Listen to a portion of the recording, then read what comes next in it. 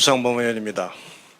지난주 군사법원 국정감사 때 해병대 장병 사망 사건과 관련돼서 수사단장의 항명 부분에 대한 여러 가지 여당 의원의 질의가 있었습니다. 그 당시에 야당에서는 여당 의원들이 당사자가 없는 상태에서 그와 같은 질의를 하게 되면 본인이 변명할 수 없다 이렇게 하면서 질의의 타당성에 대한 문제 제기도 많이 하셨습니다.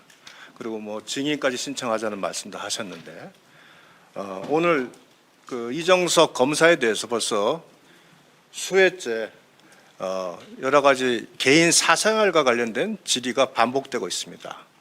특히 여기 제출된 사진의 경우에는 인척 관계에 있는 사람의 어떤 이혼 소송과 관련 이혼 소송이 제기된 과정에서 적법한지 여부가 의심되는 그 같은 증거 자료를 일방적으로 제출해서 그 내용을 기정사실화 해가지고 마치 문제가 있는 것으로 계속 우리 기관 증인들을 상대로 질문을 하고 있습니다.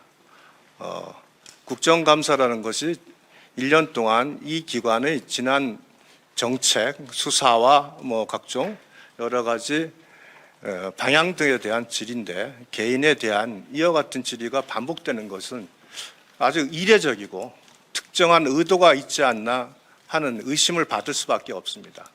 특히 수원지검 2차장 검사가 결국은 이재명 대표와 관련된 여러 가지 사건을 수사하는 수사 책임자의 위치에 있기 때문에 더더욱 의심을 받습니다. 게다가 어제 민주당에서는 검찰 독재 정치 탄압 대책이라는 곳에서 또 입장문을 발표했는데 이정섭 2차장 검사는 여러 차례 증인 면담을 통해서 증언 오염 논란을 일으킨 당사자다. 그래서 증인 면담이 마치 불법적인 것처럼 입장을 밝혔고요. 또 하나 이재명은 범죄자여야 한다는 삐뚤어진 집착을 버려야 한다고 그러면서 검찰의 수사가 마치 이재명이 범죄자를 전제로 하고 수사를 하는 것처럼 비난을 하고 있습니다. 이와 관련돼서 몇 가지 질문을 하겠습니다. 자, 총장님.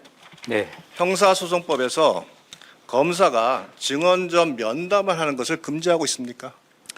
형사소송과 형사소송 규칙은 신청한 증인에 대해서 출석하도록 해야 되고 검찰 사건 사무 규칙에는 출석하기 전에 증인과 관련해서 증언 내용에 대해서 사전에 면담하는 것에 대해서는 인정을 하고 있습니다. 우리 법만 그런 것이 아니라 외국 입법 내도 그렇습니다. 일본, 미국, 호주, 캐나다 등 선진 사법 시스템을 도입하고 있는 국가는 다 인정을 하고 있는 것으로 알고 그렇습니다. 있죠.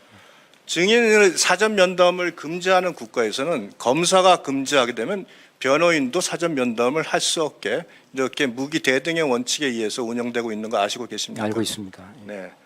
근데 마치 이것이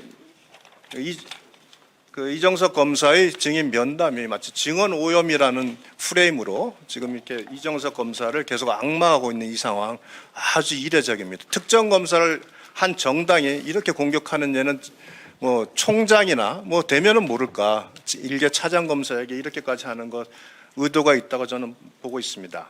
또 이재명은 범죄자여야 한다는 삐뚤어진 집착을 버려야 한다. 자, 총장님, 이재명 대표 사건에 대해서 검찰이 수사하는 과정에서 이재명이 범죄자여야 한다는 어떤 편협된 사고를 가지고 수사에 임하고 있습니까? 아니면 증거와 법리에 따른 원칙적인 수사를 하고 있습니까? 증거와 법리 이외에 고려해야 될 것은 아무것도 없습니다. 네.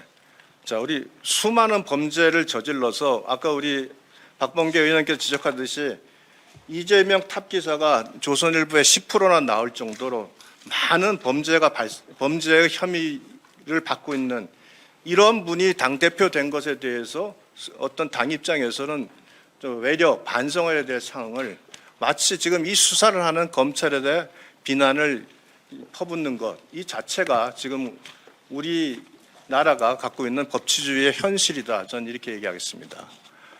이와 관련돼서 PPT를 한번 봐주실래요? 자, 드디어 공익제보자가 지난 10월 18일 날 국회에서 기자회견을 했습니다.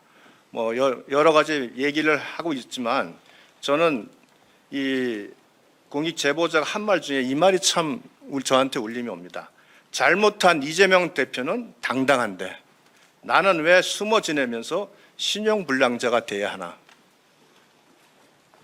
이게 권력 있는 자는 수많은 그 조직의 옹호와 또 여러 가지 힘 있는 자의 지원을 받아서 당당하게 살고 있고 공익 제보를 했던 이유로 신용불량자가 돼야 된다. 이 말씀 들으시면서 어떤 생각이 드십니까? 예, 오늘 관련된 사건은 수사 중이기 때문에 저희가 저분 공익신고자의 말씀도 충실히 듣도록 하겠습니다. 김동연 경기지사도 10월 17일 국감에서 감사를 실시했고 결국은 법화의 비리 내역이 사실로 의심돼서 수사 의뢰를 했다고 밝히고 있습니다. 그랬더니 개딸들이 수박이라고 어마어마한 공격을 가하고 있고요. 권익위에서도 마찬가지로 법인카드 사적 유용 의혹에 대해서 수사 필요성을 인정해서 대검에 이첩을 했습니다. 넘겨보세요. 자, 이재명 대표가 불법 유용했다고 밝힌 공익제보자의 내용입니다.